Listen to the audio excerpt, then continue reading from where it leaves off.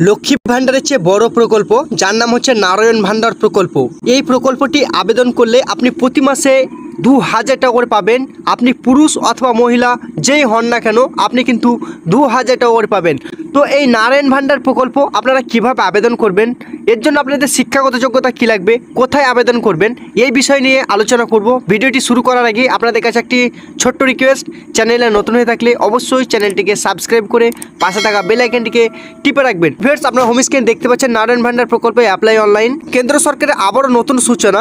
আপনি যদি ভারতবর্ষের বাসিন্দা হন তাহলে এই প্রকল্পটির জন্য আবেদন করতে পারবেন।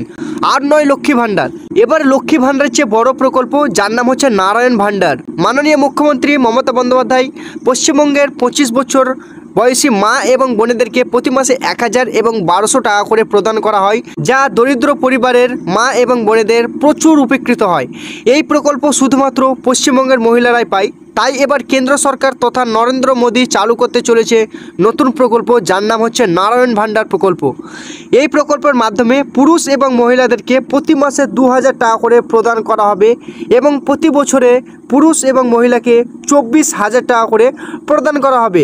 তো নারায়ণ ভান্ডার প্রকল্প আবেদন করার জন্য আপনাদের কী কী ডকুমেন্টস প্রয়োজন? তার আধার কার্ড এখানে প্রয়োজন, ভোটার কার্ড প্রয়োজন, জন্মের প্রমাণপত্র প্রয়োজন, ঠিকানার প্রমাণপত্র এখানে প্রয়োজন, আপনাদের ব্যাংক অ্যাকাউন্ট অত্যন্ত জরুরি যেহেতু আপনারা এখানে টাকা নেবেন প্রতি মাসে। তারপর আপনাদের স্কুল সার্টিফিকেট যদি থাকে, তারপর আপনাদের ইনকাম সার্টিফিকেট অবশ্যই আপনাদের দিতে হবে। বিপিএল সার্টিফিকেট, আপনাদের বিপিএল যদি থাকে আপনারা বিপিএল কিন্তু আপনাদেরকে দিতে হবে।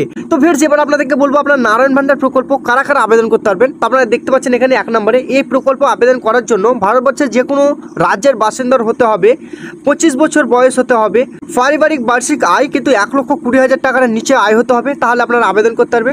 তারপরে শুধুমাত্র দরিদ্ররা এখানে আবেদন করতে পারবে। তারপরে 5 নম্বরে কি বলেছে আপনারা দেখতে পাচ্ছেন, 25 বছরের অবিবাহিত পুরুষ এবং মহিলা এবং বিবাহিত পুরুষ এবং মহিলা এই প্রকল্পের জন্য আবেদন করতে পারবেন। তো ভিউয়ার্স, এবার আপনাদেরকে বলবো আপনারা এই নারায়ণ ভান্ডার প্রকল্প কিভাবে আবেদন করবেন। খুব শীঘ্রই নারায়ণ ভান্ডার প্রকল্প চালু হতে চলেছে।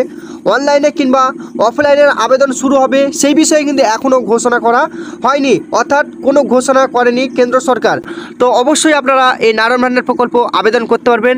শুধুমাত্র আপনাদের 25 বছর বয়স লাগবে, পুরুষ এবং মহিলা উভয়ই কিন্তু এই প্রকল্পের জন্য আবেদন করতে পারবেন। তো ভিউয়ার্স, আজকে ভিডিওটি এইটুকুনি। ভিডিওটি যদি ভালো লেগে থাকে অবশ্যই কমেন্ট করে জানাবেন। আর এই ধরনের যদি নতুন নতুন কেন্দ্র সরকার বা রাজ্য সরকারের স্কিমের আপডেট এবং চাকরির খবর পেতে চান অবশ্যই এই চ্যানেলটিকে সাবস্ক্রাইব করে পাশে থাকা বেল আইকনটিকে টিপে দেবেন।